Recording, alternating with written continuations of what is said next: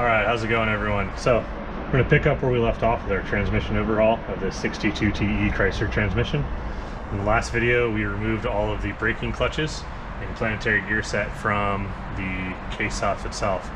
So what we're going to do now is we're going to go in the reverse order, put everything back in as it would be if it was a normal overhaul. I want to stress again, we did in part 2, this is going to be sent to a remanufacture facility, so it's not going to get any new parts. This is just for a demonstration purpose. So yes, we're going to be using the old clutches and old planetary gear sets and stuff like that. So our first thing in that bolts to the other side is our low reverse planet carrier. Now I haven't removed that because we're going to show how you'd remove that when we take the transfer gears off and we go into the compounder. So that normally gets bolted in, and there's a shim to set the preload on the 2 taper roller bearings that secure this. So we're in there. So the next thing we need to put in is our sun gear. Now our sun gear does have a roller bearing on both ends, so we need to make sure that the roller bearing's going in the right direction. You can put it on that way, but you can see that there's a bit of a gap. That will make it very difficult to install it if we were to have that gap there. So what I like to do is just a little bit of transmission gel to make sure that we secure the bearing down nice and flush where it's supposed to be, and then we know from there that we're not going to have it fall out when I go to put it in. So the transmission gel does a good job of keeping everything together. So you want to make sure that's nicely seated. Now the next step that I like to do personally is make sure I put in the next set of planet carriers. So we've already reassembled this with the snap ring back in its ring gear drum. We also have the needle bearing that goes on the end of the sun gear right down here. That's all put in and in the right direction.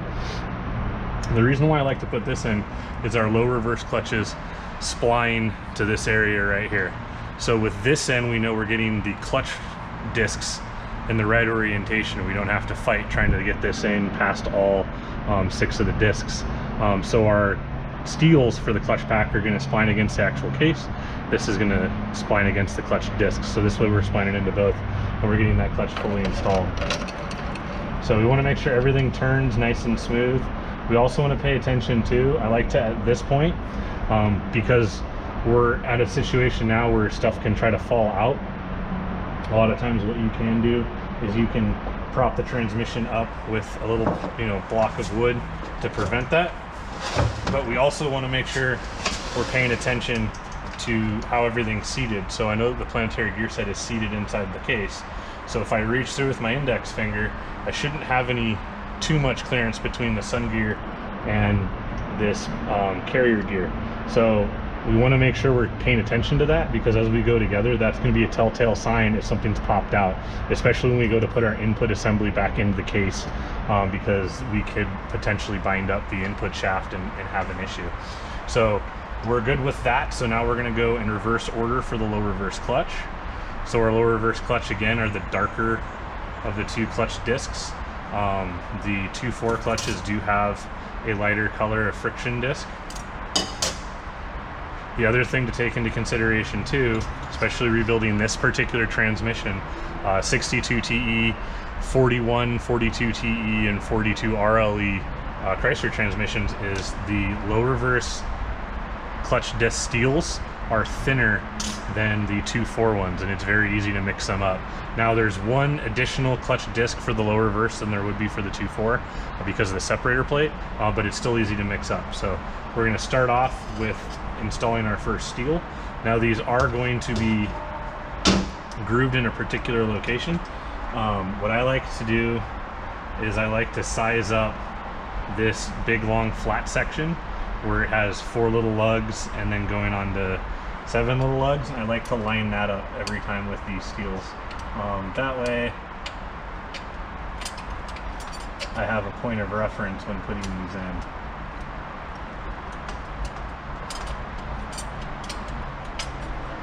I want to make sure we seat that one all the way down.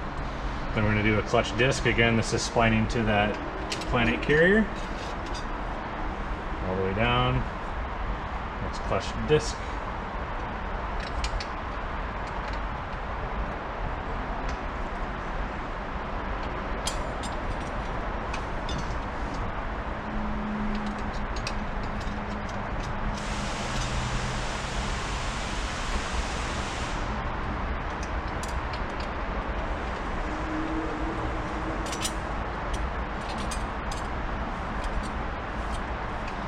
these can have a tendency to fall into a snap ring groove, and then you can't get these steels out. So you really need to be careful on guiding them in, because it is a pain in the butt to try to fish these out of that groove.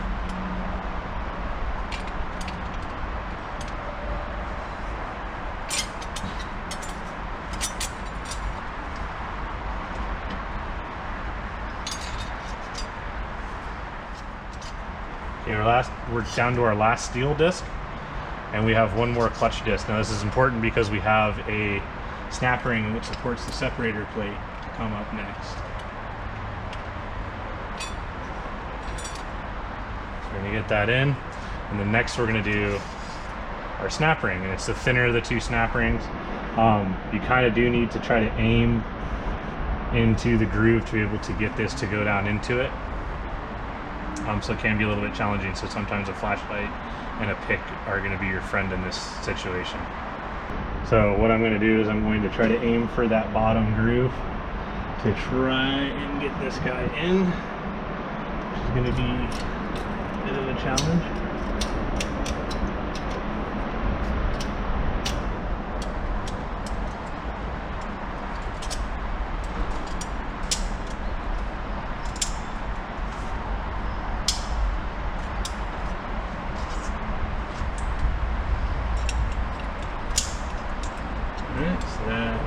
The first part of the snap ring is in the bottom groove, so now we just need to fish the remainder of it in. Again, keep in mind all of the components in here are very, very sharp. You do run the risk of cutting yourself, so be wary of that. Alright, so now we are in the second to the bottom groove. Our top groove is opened up. I know it's kind of difficult to see on camera, and I'd have to get it real deep into there. A 90-degree pick makes it real nice to be able to see which groove you're in. That way you can verify it with the feel there. So our next step is we're going to put our last clutch disc in, and then we have our separator plate.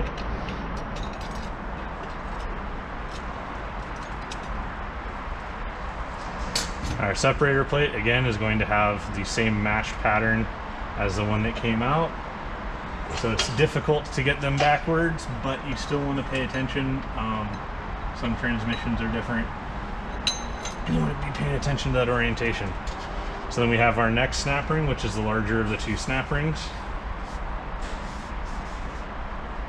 And ideally what you want to do, because this one's the harder one to get out because it's a little bit thicker, is you want to try to aim the opening for one of these larger sections, so that if for whatever reason you have to take it back apart, or you're helping out the next guy and the next 100,000 miles and the transmission gets taken apart, I like to do that just in case. Usually it's an insurance for yourself, so that way if you inevitably have to take it back apart, you're not fighting yourself.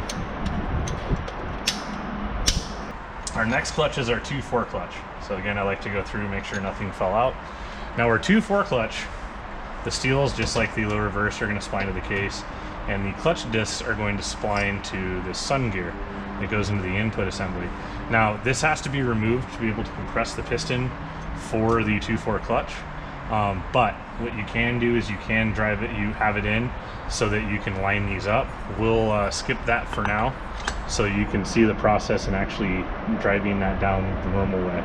So first we're going to put a clutch disc, because that's going against the separator plate, and then we're going to start going through with the steels. Again, going in the same order that they came out.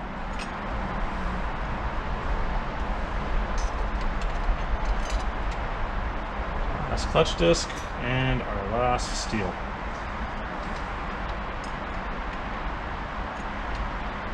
Alright, so now what we're left with our return spring for the 2-4 piston. So to compress this down, we will have to have a special tool to get in the snap ring. What we first need to do is we need to try to get the piston into the assembly. Now this piston fits pretty tight against the case of the transmission. We're going to line up this fluid hole with the port in the case, and that's going to go along with the tang down here at the bottom. So kind of makes it easy to line this thing up so we know our hydraulic hole is good. But the tough part is making sure that the spring maintains its position when we drop this in. So I like to try to guide it in as far as I can with my fingers, and then just plop it in. So now we have it set with the tang in the right spot and our hydraulic port in the right spot. Usually it's a good idea to check and make sure just in case, but that dropped in really nice and easy, so we should be good. All right, so the next step is we're going to actually utilize a special tool to compress the spring down so that we can get this snap ring in to retain the piston. The special tool is this piston compressor tool with the actual piston compressor itself. So this is going to go against the piston, and this is going to bolt against the transmission case. So what you're going to have to do is you're going to have a couple transmission case bolts to be able to bolt this up.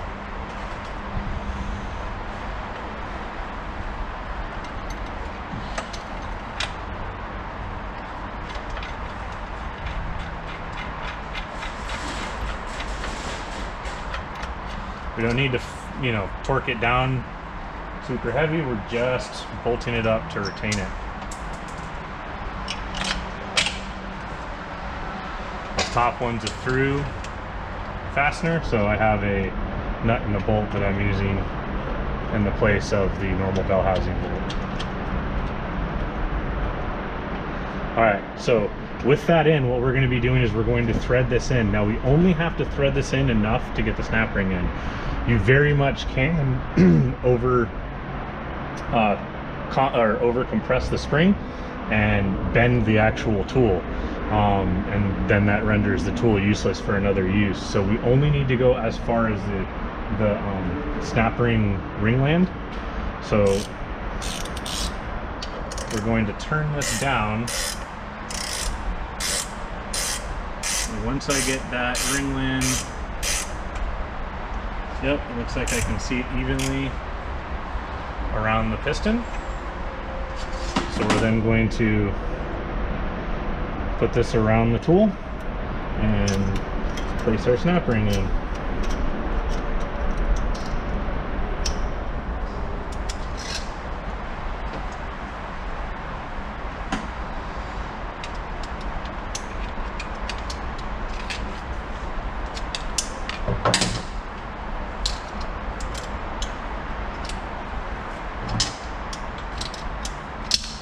All right, so that reassuring snap tells us that we're all the way in.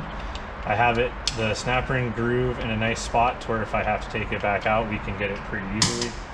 So now what we'll do is we'll remove the tool.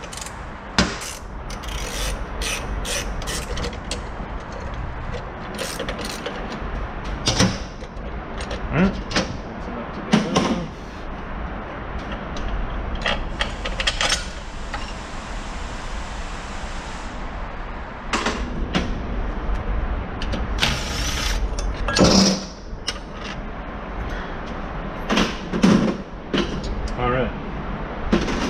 Now what we're left with is the braking clutches all fully installed and almost all of the planetary gear set reinstalled. So again, I like to make sure that the planetary gear sets turn and there's no movement on my sun gear, where we know nothing's fallen out and potentially causing an issue to get in. So now what we have to do is we have to get this sun gear into the case. So we have to engage two different components that are part of this. We have to engage the actual sun gear to the planet carriers, which isn't too terribly difficult, and then we have to get those 4 clutch discs to go on these splines. These splines go onto the reverse. We'll have that fight here in a second. So what we need to do is we need to make sure we're getting this all the way down. And again, doing that index finger trick where you're going and feeling if there's any play, you can do the same thing here. So what I like to try to feel for is there's this needle bearing right here, is I want to try to feel if that has too much play upwards. If it doesn't, then I know we're all the way seated down. If it does, that means I got to go one more clutch. These can be kind of a pain in the butt to get. You kind of just gotta guide it in and kind of feel till all the clutches are engaged. So again, I'm going to go through. I don't feel like I'm popped up at all on the needle bearing. It feels like it's nice and snug. Same thing with the sun gear. I can get in there and we're all good. So that now is all of the planetary gear set and the the braking clutches for the main part of the case installed.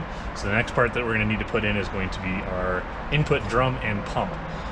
Now we do have to spline the 2 reverse clutches onto the end of this sun gear, and that does require a little bit of fiddling around. So what I like to do is there is a speed sensor up here on top of the case, and as long as I can see that my tone wheel for this speed sensor is centered, that is usually a good indication that I have the input assembly fully installed. Okay, so what I'm referring to is I'm referring to this tone wheel right here. This tone wheel is read by our input speed sensor. Now the input speed sensor is going to be reading right about the middle of this tone wheel. So we want to make sure that this drum is all the way in. So there's 2 things we need to look for too. We need to make sure that the thrust bearings are fully installed, and then also too, we have enough play on the reverse clutches and our splines for our drums. We're going to be lining up these 2 spline shafts into the planetary gear set, which isn't too difficult, but it's when we get to the reverse clutches that are a little bit of a fight. So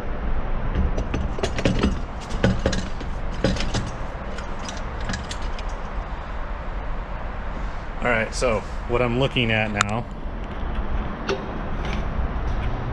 is I'm looking at the tone wheel being right in the middle of our bore for our speed sensor, and that's right where we need it to be to know that we're pretty much all the way in.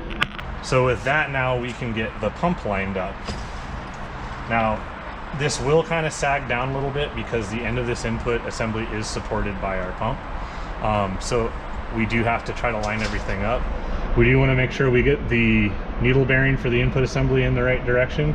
Normally what I like to do is I like to put it all the way down and make sure it's seated against the back of it, because this can, if you try to put it on the end of the pump or you just have it loose, you can rip the Teflon seals on the input shaft and cause yourself an issue when you go to drive the vehicle. So what we'll then do is we'll give our pump a little bit of lubrication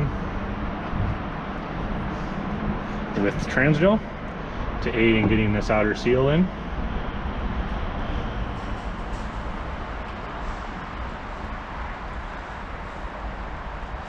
Now typically we're going to have a paper seal that is going to seal against this part of the case and this part of the pump.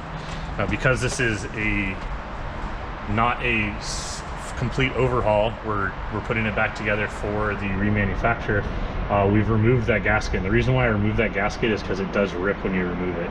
But what I like to do to try to line everything up, because this pump does have an orientation of where these hydraulic ports go and where this gear is, it can kind of float around, as I like to use centering punches to kind of guide in the gasket and to guide it into the holes, so that we're not into a situation where potentially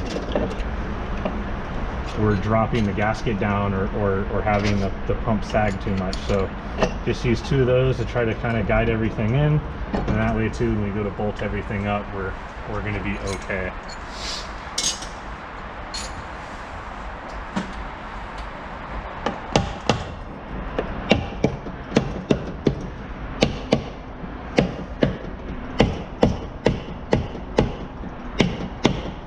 So using the handle end of the hammer, try to tap it in a little bit to allow it to engage that seal. So we're going to grab our pump bolts. And our pump bolts typically in an overhaul get replaced because of the Loctite that's going to be on the threads, as well as the seal on each end. So we're going to go through and start installing these guys. So I got them all started by hand. Now, like every other automotive component on a vehicle, you need to make sure you're torquing it in the right orientation. It's going to be in a cross rotate area, or a cross rotate pattern, I should say, excuse me. What we need to be wary of though is the pump can rock itself down, so we don't want to drive one all the way in and have the pump get bound up. So we're going to turn these in a couple threads at a time. just so that we don't rock the pump in too far of an angle and have it jam. So now what I've done is I've engaged all of them to where they're right at the end. So now we can go through and torque them up in.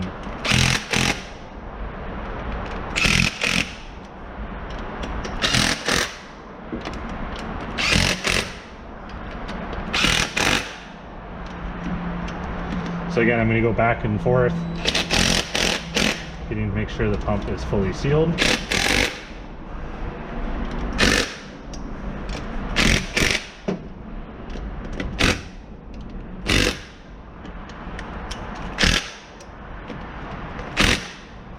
So before I do the final torque on this, I like to make sure that we have some end play. We also need to make sure that our input shaft turns, which it does. So we're looking all right at this part of the rebuild. Typically what I do is I wait for the compounder and the valve body to be in before I torque this pump down, only because you might have to go back in if something gets dropped, or if there's some other issue that's found. So we're going to leave the transmission case at this point right now. What we're going to dive into next is we're going to dive into the transfer gears and the compounder assembly in the next video, and then finally the valve body before we assemble the transmission for good and ship it back. I appreciate you taking the time to watch, and we'll see you in the next video.